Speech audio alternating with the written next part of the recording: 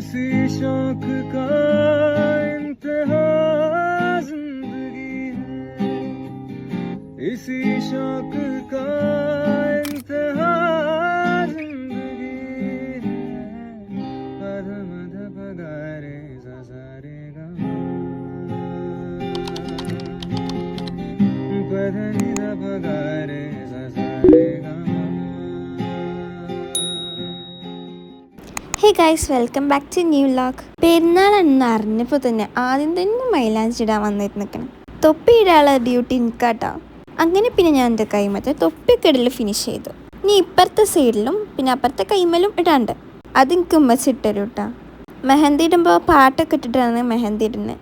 എന്നാലേ ഒരു ഗുമ്മിട്ടുള്ളൂ. അങ്ങനെ ഇപ്പോൾ ഇത് നമ്മളെ ഇന്നും മെഹന്തി ഇടുന്നുണ്ട്. ഇത് ഞാൻ മിക്കവാറും പെരുന്നാൾ കഴിഞ്ഞിട്ടാവും ഇടൽ. കാരണം എഡിറ്റ് ചെയ്യാനൊക്കെ ഭയങ്കര പണിയാണ്, പോരാത്തതിന് എക്സാമും ആണ്. പിന്നെ ഇപ്പച്ചി വന്നപ്പോൾ പൂത്തിരൊക്കെ കൊടുത്തിട്ടുണ്ടായിരുന്നു. വേറെ പടക്കൊന്നും നമ്മൾ പൊട്ടിച്ചിട്ടുണ്ടായിരുന്നില്ല. അങ്ങനെ ഇപ്പോൾ നമ്മൾ ഈദ് ഡേ ആയിട്ടുണ്ട്.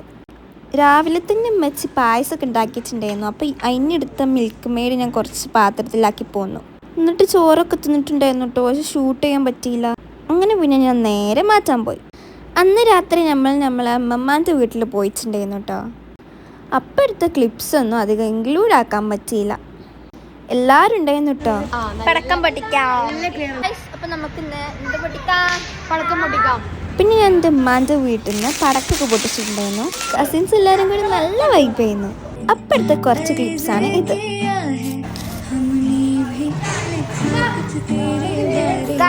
ഇതാണ് പച്ച.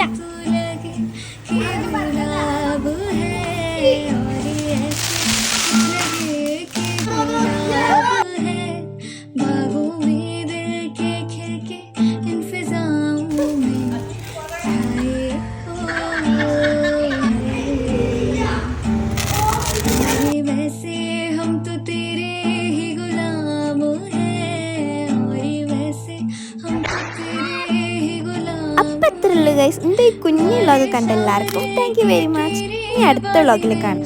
അതിന് മുന്നേ ഞാൻ അടുത്ത കുറച്ച് ഫോട്ടോസ് അയച്ചു തരാം കേട്ടോ.